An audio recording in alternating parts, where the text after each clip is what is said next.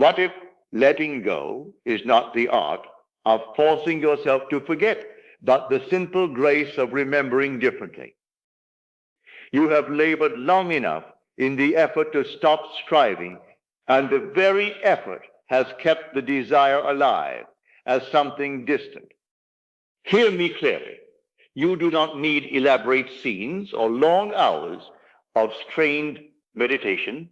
A quiet change in remembrance will do what force never could. For what you remember as true becomes the mold of your world. Do you not see that a single sentence may turn the whole story of your life? I remember when I stood before a packed Carnegie Hall, pockets almost empty, yet I spoke of wealth as though it were already mine, and within weeks the money flowed precisely as foretold.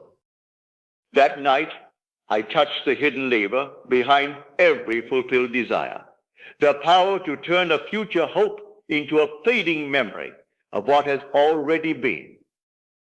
Just 6 words, I remember when, followed by the truth you choose, can collapse the distance between wish and fact faster than any labor you have tried. Use them rightly, and what now seems beyond reach will soon stand behind you as yesterday's fact. For memory, when directed, is creation in its gentlest form. Stay with me, and before this short talk ends, I will lead you step by simple step into the experience of this power. Not theory, but demonstration.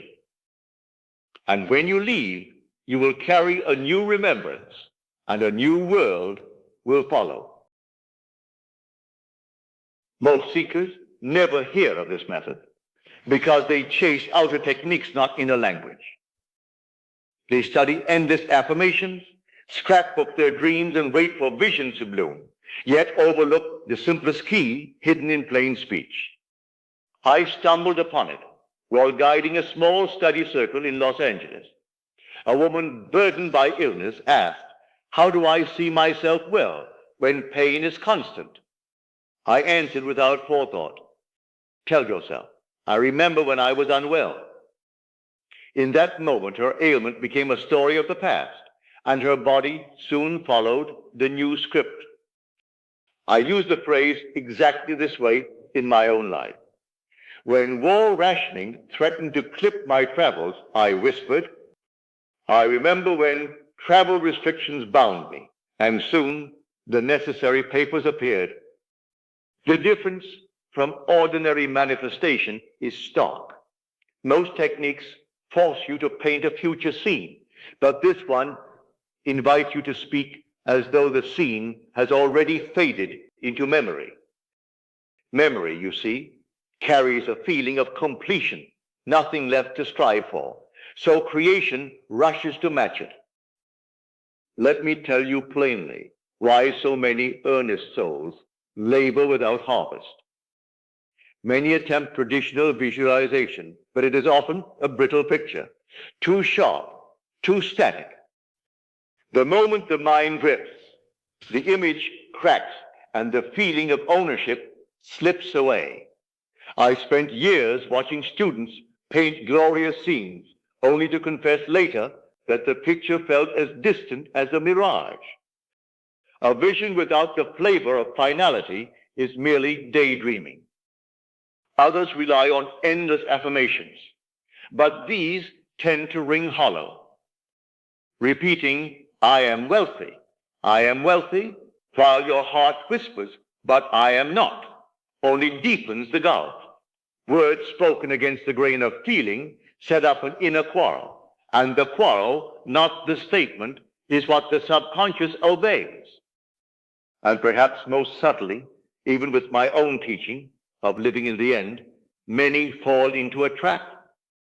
They stand in the fulfilled scene, but keep checking whether it has appeared.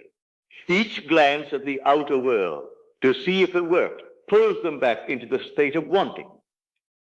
Living in the end means the drama is finished. No curtain call, no anxious peeking through the wing. These are the cracks, that the phrase, "I remember when," neatly seals. It lets you bypass the brittle picture, silence the inner quarrel, and close the curtain for good, because a remembered event demands no proof. It is accepted as fact. I first coined this phrase during the dark years of war, when London's blackout left the streets as hollow as tombs. A soldier wrote me, terrified he would never again see his fiancée. I wrote back only 7 words. I remember when the war kept us apart. That single line lifted him from dread to calm expectancy, and within months he was safely home, the girl in his arms. Why does it work? The subconscious cannot resist the tone of memory. Memory carries finality. It says the chapter has closed. The outcome is settled. When you speak as though the desire already lies behind you. I remember when I struggled to pay rent, or I remember when the diagnosis worried me.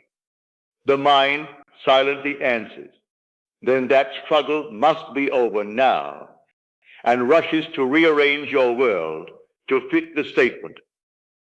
Notice the quiet mystery at work here. We are not projecting into tomorrow. We are pulling tomorrow backward into yesterday. The future achievement becomes an old photograph in the attic of the mind, and the present moment must adjust itself to prove the vision true. Another secret.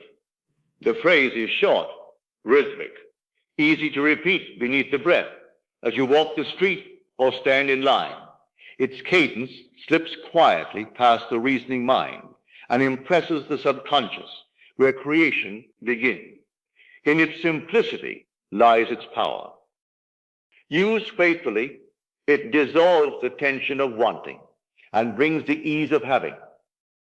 Remembering implies possession. You cannot remember that which never occurred. Thus the words plant the end so deeply that even casual reflection waters it. Now, let me walk you unhurriedly through the method, for it deserves more than a passing glance. This is the lever that moves the world. The first step is to define one clear desire. Sit quietly, spine at ease, and distill your wish until no ambiguity remains. If you long for financial freedom, state the exact figure of the phrase, debt-free balance, nothing owed. If you crave reconciliation, picture the single, concrete scene that proves harmony. Her familiar laugh across the breakfast table, the warmth of her hand covering yours. Precision is not pedantry. It is the mold into which substance must pour. I once desired a touring lecture contract. I did not murmur, I want to travel. I said, the telegram confirming my San Francisco date lies open on my desk.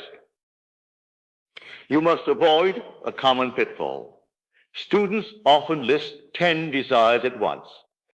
The subconscious responds slowly to a divided command.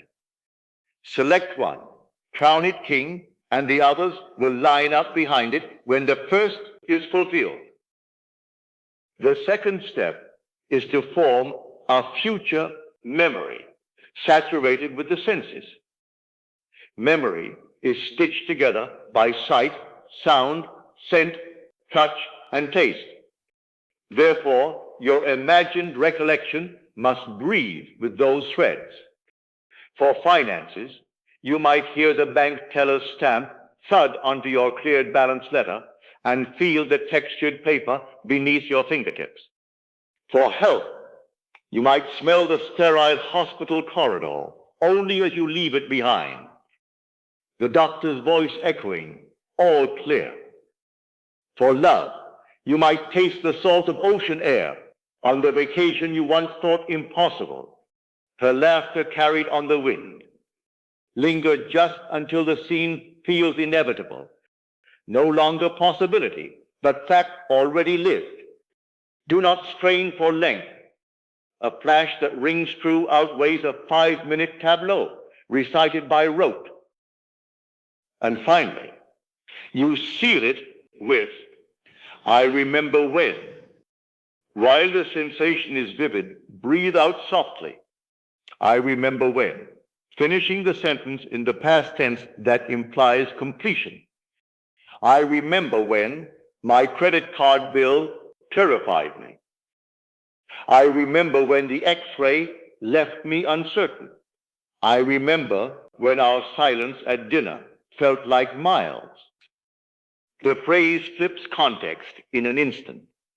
What was threatening now lies behind you, like last season's weather. Feel the quiet relief. That is the signal the seed has taken. Each time doubt intrudes, return to the same line, but do it casually, as though recalling an old address. Effortlessness is the solvent that dissolves the resistance. Choose one desire. Breathe life into a single sensory imprint. Speak the phrase once or twice with the tone of settled reminiscence. Then go about your day. Creation does not germinate under nervous surveillance. Act as the person who naturally would remember such a victory. Walk, speak, and make decisions from that underlying ease. The world will oblige. I will let the results speak for themselves. I once walked down 3rd Avenue with a friend whose father owned nothing but a weed-strewn lot hemmed in by brick tenements. The old man stood upon that rough ground, tapped the heel of his shoe against a broken stone, and said quietly, I remember when this corner was nothing but rubble. In that instant, the barren earth became a fading photograph in the mind. A year later, a handsome 8-story building stood where we had been talking, fully let at a rent, that sustained the family for generations. No architect's drawing could have done the work so swiftly. Memory accomplished it overnight in the depths of consciousness. Not long after, a young woman came to one of my informal gatherings in Los Angeles. She was weary of the small, damp room she rented behind the grocery. I advised only this. Each night, before sleep, whisper to yourself, I remember when I slept in that narrow room with the mildew on the wall. She obeyed, feeling the cool linen of a spacious bedroom that was, as yet, only a recollection. 4 days later, a distant cousin telephoned saying his empty cottage needed a caretaker.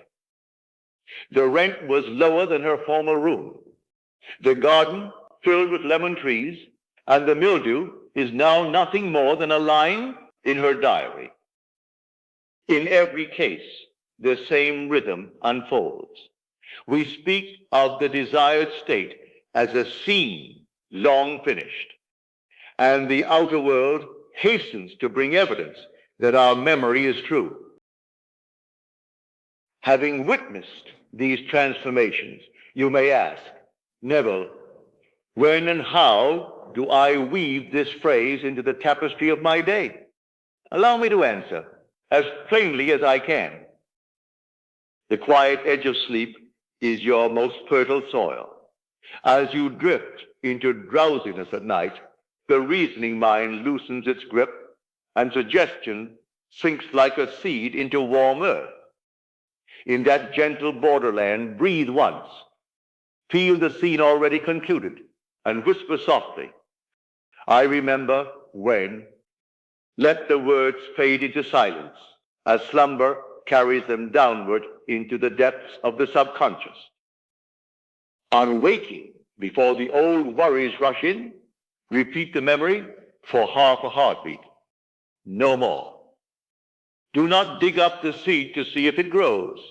Touch it lightly, as one might straighten a picture on the wall, then go about your morning in quiet confidence. If doubt rises during the day, Greet it as you would an old acquaintance, and answer with the same phrase. Doubt has no argument against a remembered fact. It fades and wanders off, seeking a new host. Should the mind insist upon evidence, smile inwardly and say, evidence always follows memory, never precedes it. Choose whichever expression feels most natural, but never strained. Approach the work as a child recalls a summer holiday, fondly, briefly, effortlessly, and the subconscious will do the heavy labor unseen. My friend, the power now rests in your mouth and in your memory. 6 quiet words can lift a life from longing to fulfillment without clamor or toil. I remember when is not a charm to be recited, but a doorway already open. Step through it, and yesterday's trouble will lie behind you like a dream half forgotten. So here is a small adventure. For the next 7 nights, just before sleep dims the senses, choose one clear desire and turn it into a fading recollection. Whisper softly, I remember when. Finish the sentence. Feel the gentle relief of a story already ended and drift into slumber. Live your days as one whose memory is true and watch how swiftly the outer world conforms. Should these words bear fruit in your own experience, I invite you to return to our next gathering and bring a fellow seeker whose heart is open to wonder. Together, we shall people the world with remembered miracles. Now, let us go into the silence